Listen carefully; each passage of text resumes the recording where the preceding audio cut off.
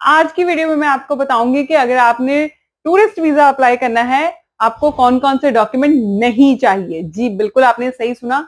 जो डॉक्यूमेंट्स आपको नहीं चाहिए, आपके प्रोफाइल में रिक्वायर्ड नहीं है, वो आप डॉक्यूमेंट्स क्यों लगा रहे हैं? सबसे पहले बात करते हैं सीए रिपोर्ट की। सीए रिपोर्ट रिक्वायर्ड नहीं है टूरिस्ट वीजा के लिए। अगर आपने फाइल रेडी करनी है, उसमें सीए रिपोर्ट नहीं रिक्वायर्ड।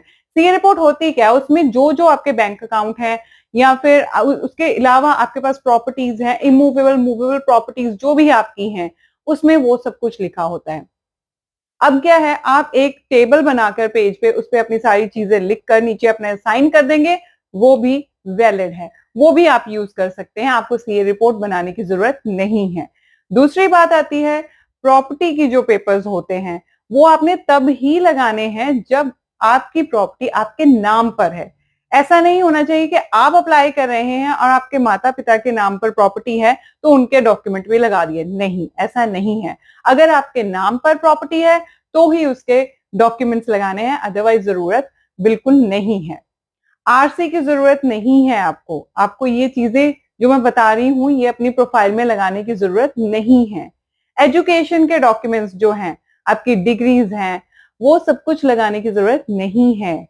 अब बात करते हैं एजुकेशन के डॉक्यूमेंट्स। एजुकेशन के डॉक्यूमेंट्स वैसे तो नहीं चाहिए होते हैं, आपके प्रोफाइल में आपने नहीं लगाने होते हैं।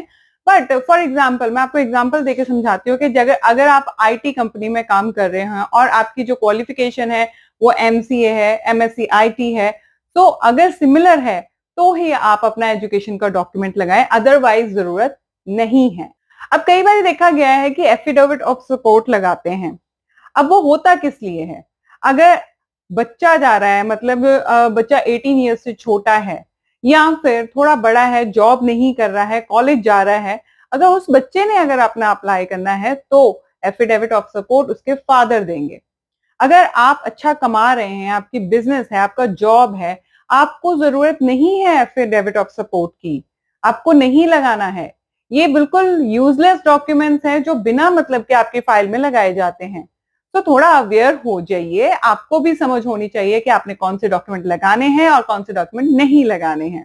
अब एक और डॉक्यूमेंट जो देखने में आ रहा है वो ये है कि गोल्ड की रिपोर्ट लगानी है कि आपके पास कितना गोल्ड है, उसकी वैल्यूएशन करवाकर उसके बाद उसको लगाते हैं अपनी फाइल में। वो भी रिक्वायर्ड नहीं है। आपको जो रिक्वायर्ड है वो ये है कि आपके बैंक अकाउंट में आपका लिक्विड कैश कितना है, उसके अकॉर्डिंग आपने बैंक स्टेटमेंट जो है वो मेंटेन करनी है। अगर उसके अलावा कुछ और चाहिए तो वो लगाएं।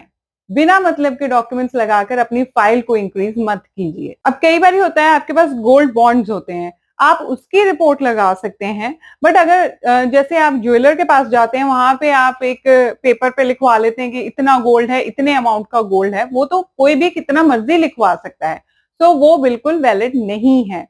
गोल्ड बॉन्ड्स जो आपके पास है वो आप उसकी रिपोर्ट लगा सकते हैं। सो ये सारे डॉक्यूमेंट्स आपने अपनी फाइल में नहीं लगाने हैं। समझकर अच्छी तरह अपनी प्रोफाइल को उसके बाद ही डॉक्यूमेंट्स रेडी करें, बिना मतलब के डॉक्यूमेंट्स मत लगाएं। तो वीजा आप हिंदी को ऐसे प्यार करते रहें, आपको ऐसी अच्छी वीडियोस हमेशा मिलती रहेंगी। शुक्रिया।